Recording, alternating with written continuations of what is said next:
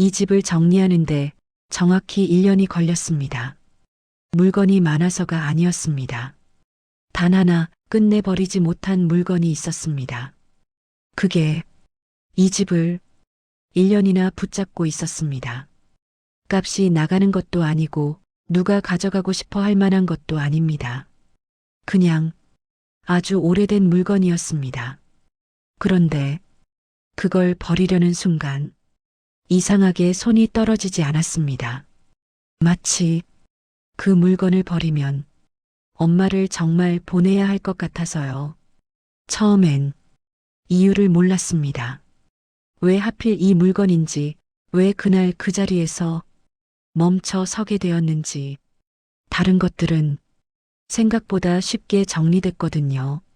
옷도, 이불도, 부엌의 그릇들도 하나씩 꺼내놓고 필요한 것과 필요하지 않은 것을 나누는 일은 생각보다 담담하게 할 수 있었습니다. 그런데 이 물건 앞에서는 아무 말도 떠오르지 않았습니다. 나는 그날 정리를 멈췄습니다. 버리지도 남기지도 못한 채 그 자리에 그대로 서 있었습니다. 그리고 그때 처음으로 이런 생각이 들었습니다. 아, 이건 물건이 아니라 엄마가 남기고 간 마지막 마음이구나. 엄마의 집을 정리하는 일은 생각보다 체력이 드는 일은 아니었습니다. 몸보다 마음이 먼저 지쳤습니다. 서랍을 하나 열 때마다 이건 뭐였지 하고 묻는 순간 정리는 더 이상 정리가 아니었습니다. 그건 기억을 불러내는 일이었습니다. 엄마는 물건을 잘 버리지 않는 사람이었습니다. 그렇다고 쓸모없는 것을 쌓아두는 사람도 아니었습니다. 필요 없는 것은 과감히 정리했지만 언젠가 다시 쓰일지 모르는 것들 혹은 쓰이지 않더라도 함부로 보내기 어려운 것들은 조심스럽게 남겨두었습니다. 나는 한때 그걸 단순히 절약이라고 생각했습니다. 하지만 엄마의 집을 정리하며 알게 되었습니다. 그건 절약이 아니라 시간을 대하는 태도였다는 것을. 그 물건은 서랍 맨 안쪽에 있었습니다. 자주 쓰는 물건도 아니었고 그렇다고 완전히 잊힌 것도 아니었습니다. 마치 엄마가 일부러 눈에 띄지 않는 자리에 두고 가끔씩만 확인하던 것처럼 나는 그 서랍을 열었다가 한참을 닫지 못했습니다. 손에 쥐었을 때 차갑지도 따뜻하지도 않은 어중간한 감촉이 남아 있었습니다. 그제야 나는 그것을 조금 더 오래 들여다보게 되었습니다. 그 물건은 오래된 손수건이었습니다. 색은 이미 바랬고 가장자리는 닳아 있었습니다. 요즘 같으면 어디에 쓰기도 애매한 굳이 남겨둘 이유를 설명하기 어려운 물건. 하지만 엄마의 손에서는 늘 그 손수건이 나왔습니다. 땀이 나면 닦았고 눈물이 나면 눌렀고 말을 아끼고 싶을 때는 그냥 손에 쥐고 있었습니다. 나는 그 손수건을 특별한 물건이라고 생각해 본 적이 없습니다. 너무 늘 봐왔기 때문입니다.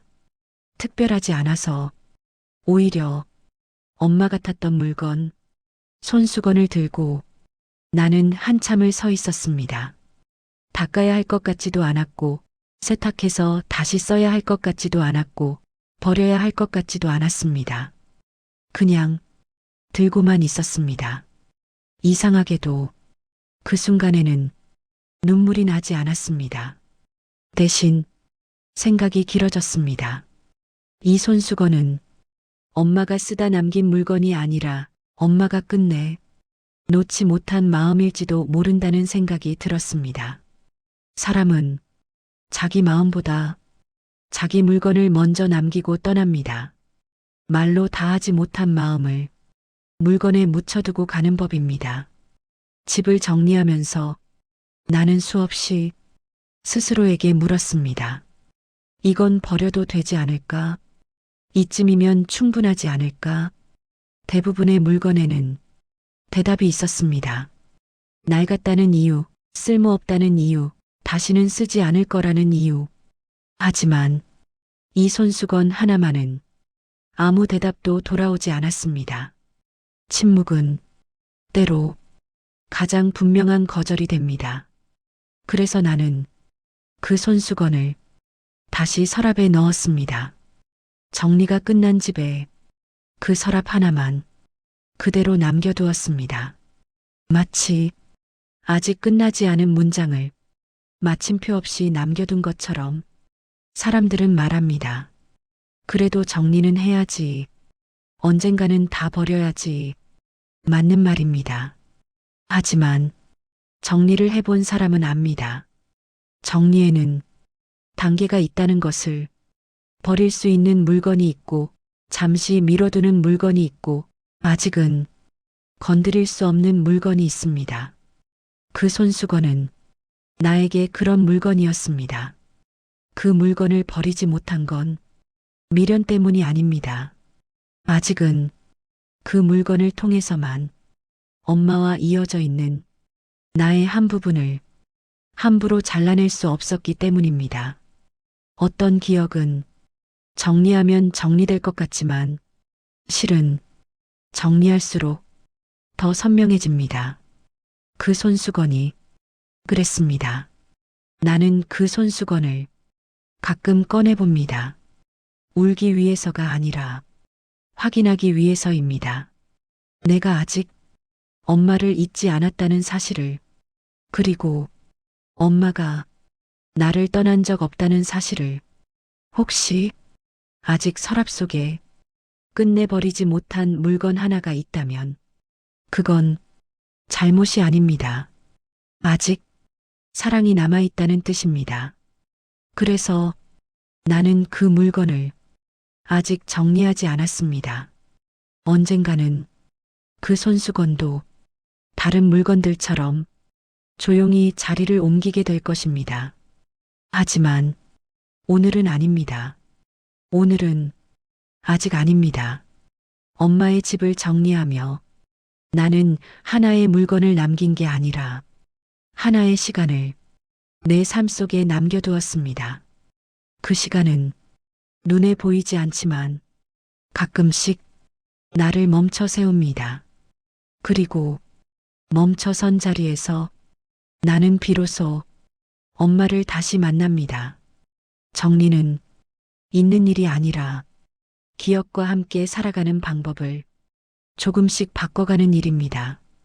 그 속도는 사람마다 다르고 물건마다 다르고 마음마다 다릅니다. 오늘도 나는 그 손수건을 서랍 속에 그대로 두고 내 삶을 살아갑니다.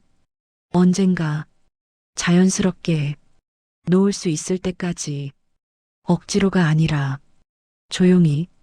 엄마는 떠났지만 어떤 마음은 아직 내 손 안에 있습니다.